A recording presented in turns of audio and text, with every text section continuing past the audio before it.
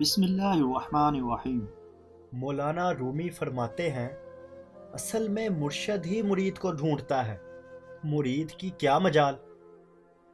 بظاہر لگتا ہے کہ انسان خاصی تگ و دو کے بعد کسی در کا ہوا، مگر یہ نظر کا دھوکہ ہے۔ ہر مرشد اپنے مرید کو خود چنتا ہے۔ کبھی دیکھا ہے کہ غلام نے مالک کو چنا ہو؟ ہمیشہ مالک ہی غلام پسند کرتا ہے۔ مرید اسی در پہ آ کر سکون پاتا ہے جس پر اللہ والے کی نظر نے اس کو چن لیا ہو۔ ہمیشہ مقناطیس لوہا کھینچتا ہے، لوہے میں اتنی طاقت نہیں ہوتی۔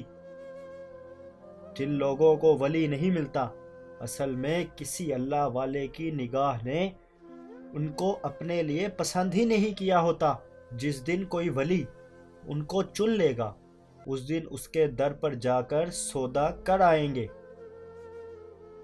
مولانا رومی فرماتے ہیں، جب انسان کسی رنج اور مصیبت میں اللہ سے شکوہ کرتا ہے تو اللہ فرماتا ہے کہ اس مصیبت کا شکوہ بے جا ہے، یہ مصیبت تو تجھے میری طرف متوجہ کر رہی ہے۔